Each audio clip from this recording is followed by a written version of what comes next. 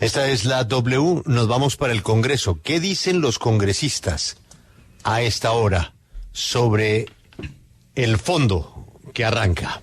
Julio, el fondo multidonante que acordaron el gobierno y el ELN justo cuando se produce el anuncio del cese bilateral, lo cual nos genera varios interrogantes y por eso hemos llamado al representante Heráclito Landines. Él hace parte de la bancada del Pacto Histórico. Representante, buenos días. Hola Marcela, buenos días. Un saludo a la mesa de trabajo y a toda la audiencia de la W. Y también nos acompaña el senador Mauricio Gómez del Partido Liberal. Senador, buenos días. Buenos días a la mesa de trabajo y a los oyentes. Representante Heráclito Landines, ¿para usted es viable un fondo para financiar una guerrilla que sigue en armas? ¿No estaremos firmando tal vez un nuevo cheque en blanco y dándole además un premio al ELN cuando, solo por darle un dato, según cifras de la Defensoría, han cometido más de 200 violaciones a los derechos humanos durante el cese bilateral?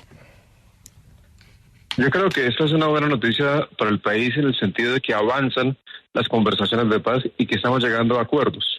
Y la creación de este fondo, que es un fondo con aportes de diferentes países, es un indicador de confianza internacional en el apoyo y acompañamiento del proceso. Entonces creo que es una buena noticia en ese sentido. Lo segundo es, tendríamos que ver cuál es el mecanismo de la implementación misma del fondo y qué se va a financiar en este momento que transcurren las negociaciones. Porque no se podría pensar en financiar actividades ilegales por fuera de la Constitución o de la ley. Entonces, la implementación misma del fondo, con los aportes internacionales, es lo que le va a dar legitimidad misma a la creación del fondo. Pero además creo que todos los colombianos debemos estar hoy contentos porque hay cese al fuego, prórroga de cese al fuego bilateral nacional, porque se está recibiendo un apoyo internacional y porque se están logrando acuerdos en el mismo proceso con el ELN y que tiene, entre otras cosas, el acompañamiento de estos países y, como lo escuché hace un momento, desde la Casa Blanca se está pendiente del mismo proceso, es decir, desde los Estados Unidos. Creo que estamos avanzando de manera positiva y creo que el gobierno lo está haciendo bien, los negociadores lo están haciendo bien. Ahora vamos a ver cuál es la implementación en la ejecución de los recursos del fondo y cuáles actividades se van a financiar con miras a construir un acuerdo de paz con el ELN. Sí, senador Mauricio Gómez, la misma pregunta para usted. Aún no conocemos los términos y condiciones de ese acuerdo, pero ¿qué opina sobre lo que sabemos hasta el momento y sobre esa financiación que se está buscando entonces para el ELN cuando ya se termina materializando esa idea que el gobierno planteó desde muy temprano en la mesa de diálogos? Al ELN hay que pedirle hechos y no palabras, hechos y no acuerdos, hechos y no promesas. Ya el país no les cree. Que no más secuestros, y secuestraron a la semana al papá de Lucho Díaz, un escándalo internacional. Que no más matanzas, y desde hace 3 meses vienen matando líderes sociales en todo el país. Y no lo digo yo, lo dice la Defensoría del Pueblo. Yo quiero ver los hechos reales de paz de la narcoguerrilla del ELN, los quiero ver. Cuando eso se vea, cuando demuestren con hechos, liberando, por ejemplo, a los secuestrados que tienen hoy, pues yo comienzo a creerle a este proceso de paz. Mientras tanto, me declaro escéptico de lo que se pueda pactar en una hoja y no se haga en la realidad. Sí, representante Landines, usted dice que es una buena noticia porque se está avanzando con el ELN, pero ¿por qué no verlo más bien como que se está cediendo al chantaje del ELN? Porque una condición que estaba pidiendo el gobierno para sentarse o para seguir con los diálogos, pues era dejar de secuestrar, que era lo mínimo y que fue algo que pasó, por ejemplo, con las FARC. Entonces, ¿por qué ceder con esta guerrilla y entregarles un fondo para financiarlos con el fin de que dejen de secuestrar? La entrega de armas. Exactamente, o sea, ¿por qué no exigirles entrega de armas, que dejen de secuestrar en vez de darles lo que ellos piden? Es como una especie de chantaje, ¿no le parece?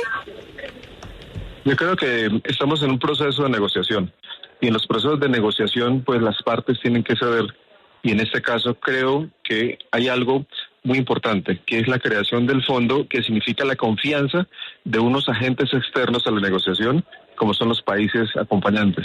Yo creo que eso es lo más importante, más que hablar de chantajes, más que hablar de presiones, más el objetivo final y el gran objetivo de esta negociación es llegar a un acuerdo de paz, a una dejación de las armas y a la construcción de un país en paz. Y yo creo que hacia allá es que va el gobierno nacional y hacia allá tiene que ir.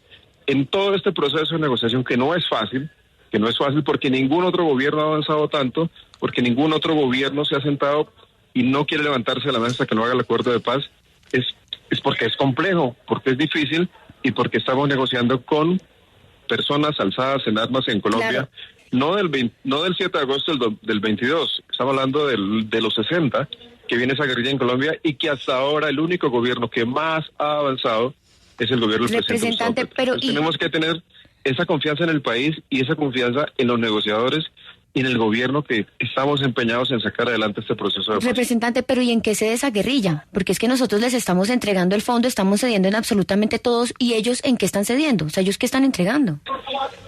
Pero, no digamos que le estamos entregando el fondo, se está creando el fondo. Después viene la reglamentación en qué se van a invertir los recursos, cómo se van a invertir, cuál será el proceso de ejecución de los recursos, pero eso significa de común acuerdo entre las partes. No es que estemos entregando el fondo, porque hasta ahora el anuncio que se hace es de la creación de este fondo multidonantes. Pero es una buena noticia para el país, porque entonces, si nosotros no nos sentamos a la mesa, si no acordamos unos puntos comunes con el apoyo internacional, pues no vamos a avanzar en construir un país y un acuerdo de paz con el ELN, que en las regiones apartadas del país nos lo están pidiendo hace muchos años, de toda la vida. Catatumbo, Arauca, Cauca, el Chocó, Antioquia. Y yo creo que eso tenemos que reconocerle al gobierno nacional, que estamos empeñados en sacar adelante el proceso de paz, aún con los detractores y aún incluso en contra del propio o de algunas vertientes del ELN que no quieren avanzar en estos acuerdos, pero que nosotros queremos y el país lo requiere y los ciudadanos del futuro lo quieren. Los colombianos del futuro lo necesitan, y por eso estamos en este proceso. Senador Mauricio Gómez, la única parte que se ha referido más en detalle sobre este fondo ha sido propiamente el ELN, y ha dicho que este fondo sería para la implementación de alivios humanitarios y de la participación de la sociedad civil.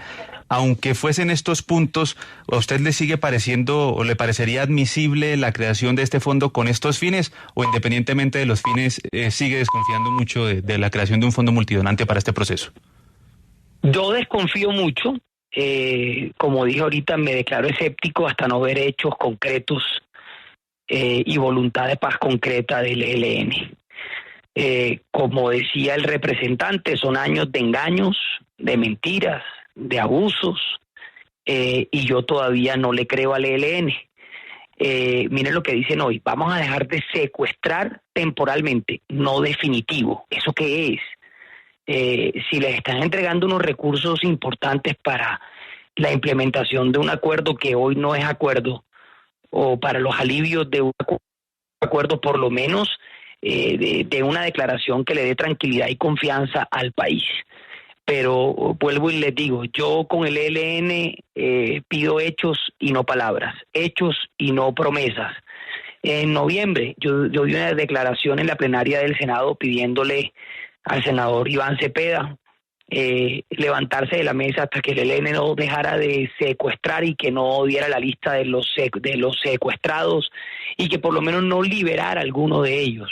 Díganme, de noviembre a febrero, ¿qué hemos visto sobre ese tema? Nada. No hemos visto ni la lista, ni han liberado a los secuestrados, sí. Y están en una mesa que está pagando el gobierno, que le cuesta plata a los colombianos y que le cuesta plata al Estado. Yo voté el acuerdo de la FARC, soy un senador que le gustan los acuerdos de paz, pero con fechas establecidas, con compromisos claros y con hechos concretos. Hasta no verlos, me declaro escéptico y estaremos muy pendientes de lo que pueda pasar en estos próximos días. Sí, don Heráclito, le cambio el tema. Ya se ha confirmado que serán 116 nuevos cargos diplomáticos de Colombia en el exterior, incluyendo la apertura de varias embajadas. Volvemos a tener embajada en la FAO después de más de 25 años de haberla cerrado y de haberla adjuntado a la Embajada de Colombia en Roma. ¿Usted qué piensa, don Heráclito, de estos nuevos 116 puestos diplomáticos?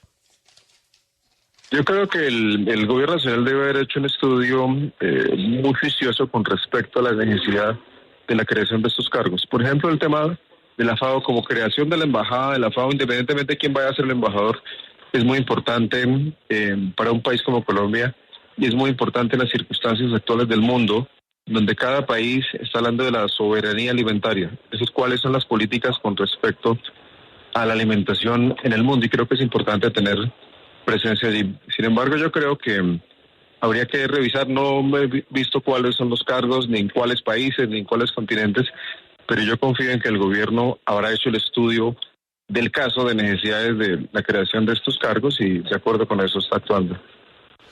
Senador Mauricio, ¿usted también considera que Colombia debe entrar en el mapa del análisis geoalimentario y reabrir no solamente la FAO, sino crear 116 puestos diplomáticos nuevos, con lo que eso implica en costos?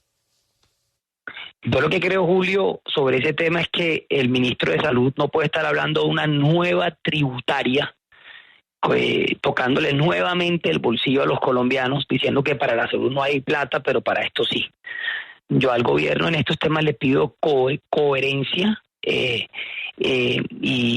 hay unas prioridades en el país hoy y yo creo que hay que ponerlas adelante de muchas cosas. Entonces, yo lo que le pido al gobierno es, si hay recursos para esto, debe haber recursos para la salud y que no estemos pensando en tributarias nuevas cuando la economía del país no pasa por su mejor momento y muchas empresas, pues, Julio, están en este momento pasando por un momento crítico y hay que, al contrario de cargarlas más, ayudarlas, rescatarlas, porque pues la economía se debe dinamizar y las empresas juegan un papel muy importante en esta materia.